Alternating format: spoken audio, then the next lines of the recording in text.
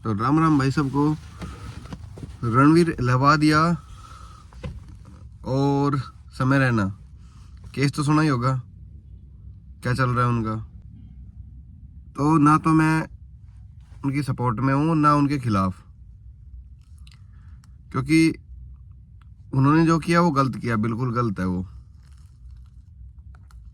समय रैना की तो मैं गलती फिर भी बहुत कम मानता हूँ, गलत तो वो भी है लेकिन उसकी तो गलती फिर भी कम मानता हूँ। ज़्यादा गलती है रणवीर इलाहाबादिया की, क्योंकि वो शरीफी का चोला पहन के बैठा हुआ था और सनातन की बातें करता था और झूठे ढोंग। तो ज़्यादा गलती मैं उसकी मानता हूँ, क्योंकि ये बगुले भगत बन के पहले फेम लेते हैं सनातन के नाम पे और फिर बाद में ऐसी ऐसी बातें करते हैं। और उसको उसको तो माफ़ी मिलने लायक बात काम उसने किया ही नहीं है, उसको तो माफ़ी बिल्कुल नहीं मिलनी चाहिए। और रणवीर इलाहाबादिया का तो एक बार आप वीडियो भी देखना, माफ़ी मांगने वाला कोई तरीका नहीं है उसका माफ़ी मांगने का वो, ठीक। क्योंकि साफ दिख रहा है कि ये झूठ बोल रहा है, झूठ ढोंग कर रहा है, ये इसको उसको साफ झलक रहा है उसका ना। तो वो तो बिल्कुल गलत है, बिल्कुल गलत आदमी है। जो इंसान प्रधानमंत्री जी से सम्मानित हो चुका है, इतने बड़े लेवल पे जा चुका है, इतनी सब चीजें, ये छोटी हरकत करने की जरूरत क्या है उसको। तो समझ रहे हो कितनी ज्यादा गंदगी भरी हुई है उसके दिमाग में, कितनी छोटी सोच का आदमी है। और भाई कितने भी बड़े पॉडकास्ट वाले बन जाओ जी, कुछ भी बन जाओ, लेकिन रणवीर इलाहाबादिया जितना मीठा मत बनना। उसकी शक्ल ही ऐसी है और उसके काम भी ऐसे ही हैं। फिर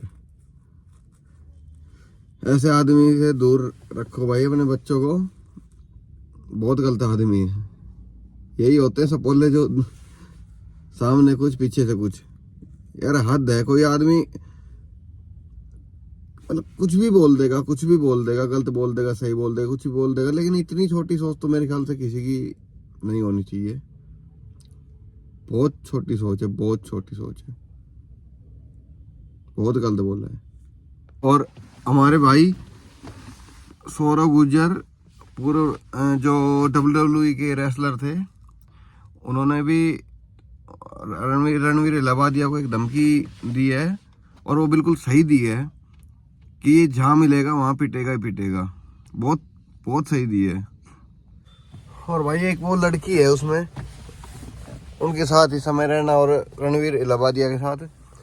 वैसे तो ये लड़कियां, इनको कोई कुछ थोड़ी सी गाली दे दे, कुछ उल्टा सीधा भी बोल दे, तो ये बहुत बड़ी वो बन जाती है कि वह लड़की को ये बोल दिया, रिस्पेक्ट नहीं करते, लड़की को गलत बोल दिया, लड़की की क्या कोई इज्जत नहीं है, ऐसा वैसा। और वैसे वहां पे ये गालियां दे रही है और गालियां खा रही है खूब। लेकिन अगर मान लिया इनकी गलती है, लेकिन फिर ये सारे बंद होने चाहिए। OTT पे जो गालियां देते हैं, जितनी भी बकवास करते हैं ये OTT के नाम पे, ये सारे भी बंद होने चाहिए फिर।